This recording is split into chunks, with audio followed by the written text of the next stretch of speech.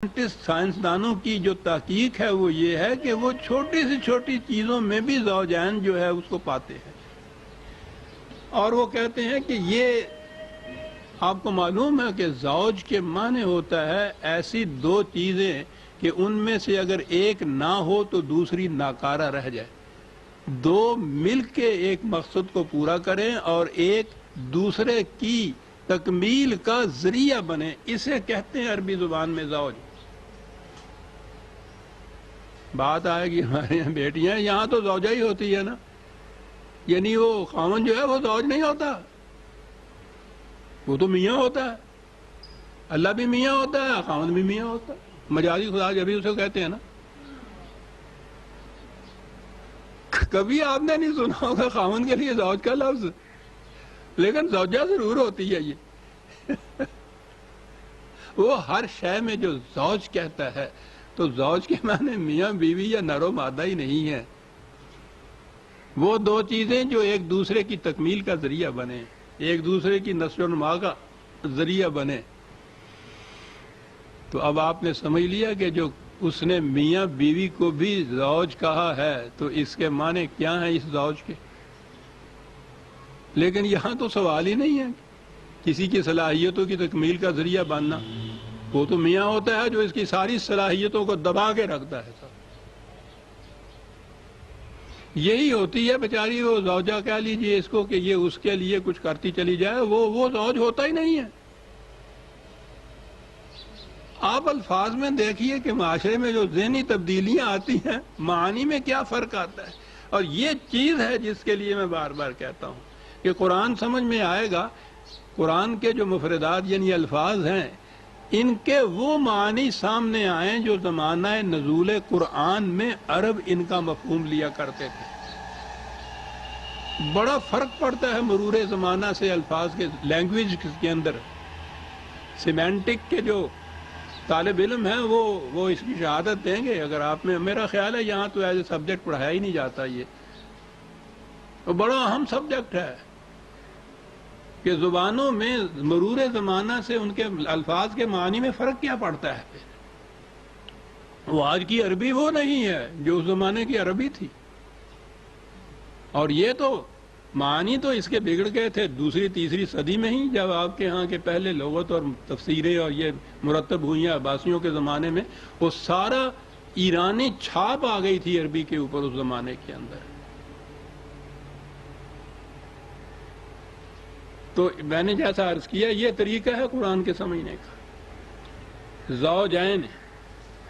اور یہ سارا کچھ کہنے کے بعد کہا کہ یہ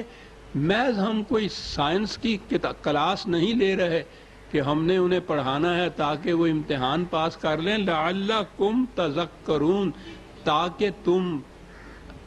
اب حقیقت کو سامنے لے آؤ کہ یہ باتیں کیوں بیان کی جا رہی ہیں، قانون کی کار فرمائی کے لیے،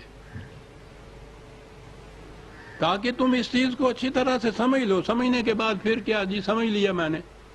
سمجھنے کے بعد فَفِرُّوا إِلَى اللَّهِ،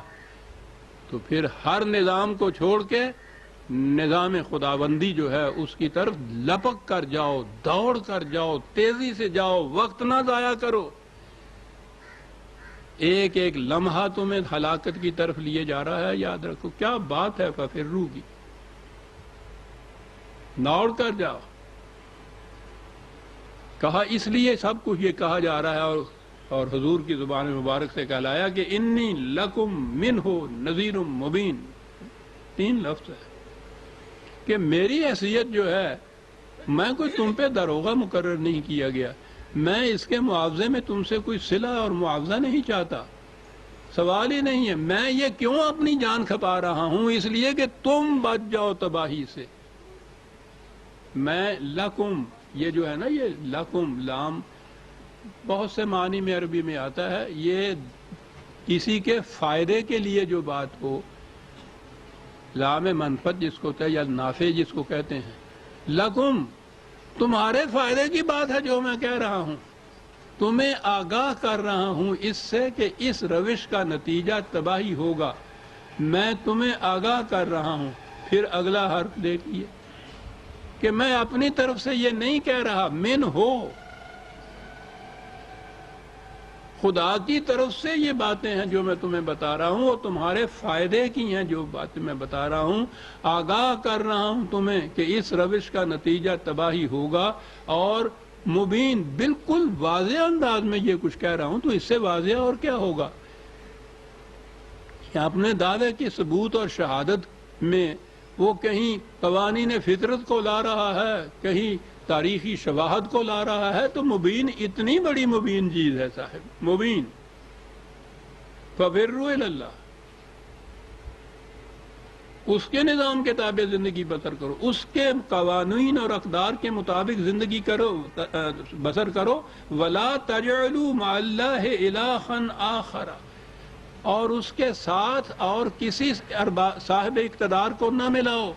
کسی اور کا اقتدار تسلیم نہ کرو، کسی کی محکومیت اختیار نہ کرو۔ الہ کے معنی میں نے عرض کیا تھا نا کہ جب الفاظ میں تبدیلی معانی میں آتا ہے تو کہاں سے کہاں بات جا پہنچتی ہے۔ اب ہمارے ہاں عام طور پہ تو ترجمے ہی ہیں جن سے سمجھا جاتا ہے، ترجمے سے نہ بھی سمجھیے، عربی زبان کی کتابوں میں بھی آپ دیکھیے تو معنی یہی ہوتے ہیں۔ الہ کے معنی ہی معبود یا وہ جس کی پرستش کی جائے، جس کی ورشپ کی جائے۔ اب پرستش اور ورشپ کے لیے اگر ہو کہ پرستش اسی کی کرو، اس کے ساتھ کسی اور کی نہ کرو، تو ہر مسلمان مطمئن ہو جاتا ہے کہ میں تو بتوں کے آگے جھکتا ہی نہیں، میں کسی اور کی پرستش نہیں پڑا، پرستش تو اسی کی کرتے ہیں۔ پرستش اس کے معنی ہو گئے۔ وہ پوچھو اس زمانے کے عربوں سے کہ الہ کے معنی کیا لیتے تھے، وہ قرآن سے پوچھو الہ کے معنی کیا ہیں، جس کی محکومیت اختیار کی جائے، جس کا اقتدار تسلیم کیا جائے، کسی اور کی محکومیت اختیار نہیں کرنی۔ یہ تو تذلیل انسانیت ہے، کس کی محکومیت اختیار کرے گا؟ اگر وہ سپرسٹیشن جہالت ہے تو کائنات کے جو مظاہر ہیں، چاند، سورج، ستارے، دریا، بڑے بڑے درخت، وہ جیسے ہمارے ہاں ہمارے پڑوس میں قوم بستی ہے، ان کی کیفیت یہ ہے، وہ ان کی پرستش کرتی ہے، دیوی دیوتاؤں کی پرستش ہوتی ہے۔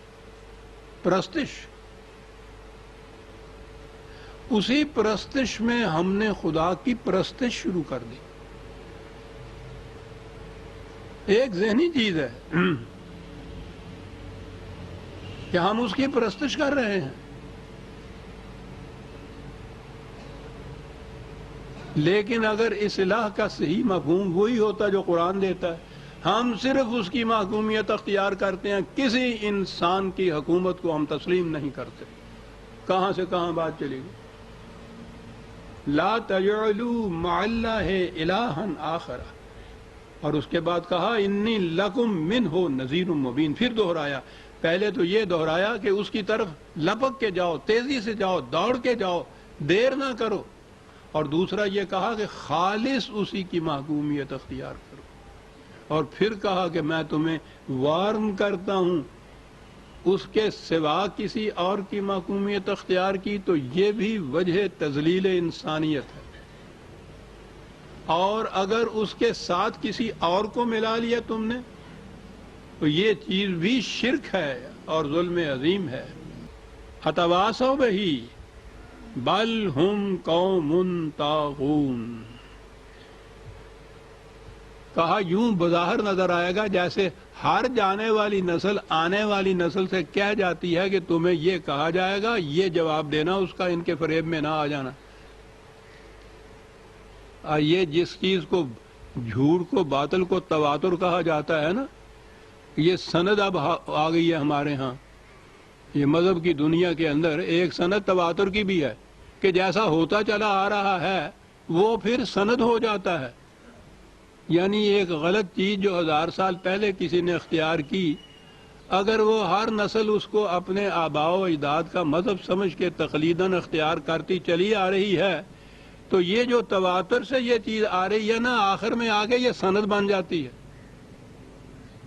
قرآن کہتا ہے کہ یہ نظر آئے گا کہ جیسے وہ ہر نسل آنے والی نسل سے یہ کہہ دیتی تھی کہ ایسا کرنا تم نے، اور وہ چلی جاتی تھی، وہ یہی کہنے لگ جائے۔ تقلید اسلاف اسی کو تو کہتے ہیں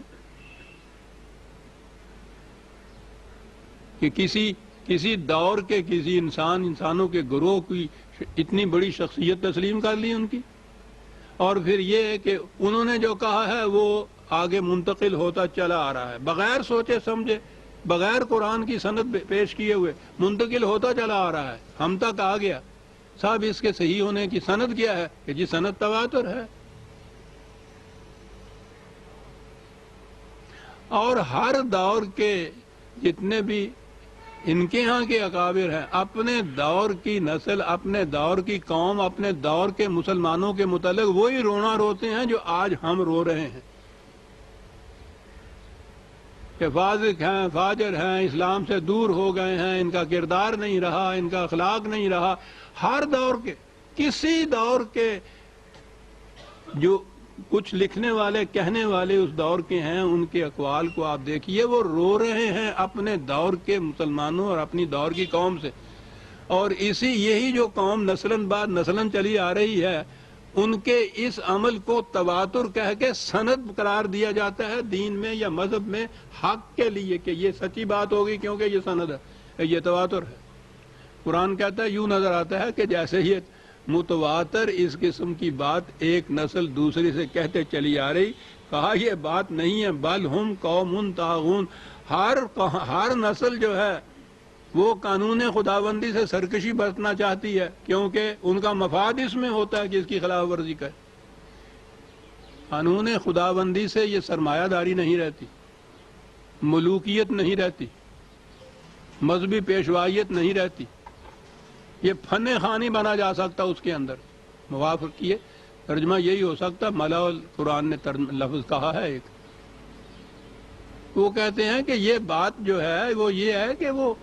یہ ہر نسل، ہر دور کی قوم وہ دیکھتی ہے کہ ہمارا فائدہ اسی میں ہے کہ اس کی خلاف ورزی کی جائے۔ اصل میں تو بات یہ ہوتی ہے، وہ اس کے لیے سند یہ بہم پہنچاتی ہے کہ یہ ہوتا چلا آ رہا ہے۔ پہلی چیز ایک ان کے ہاں یہ ہے کہ ملوکیت کی جو بنیاد ڈالی وہ یزید نے ڈالی، اور وہ آپ کو معلوم ہے ان کو کس لفظوں سے یاد کرتے ہیں، یہ ہوا۔ اور اس کے بعد یزید سے آج تک جتنی مسلمانوں کی مملکتیں، حکومتیں ہیں، ساری ملوکیت کی حکومتیں ہیں، تو یہ تو تواتر سے چلی آئیں،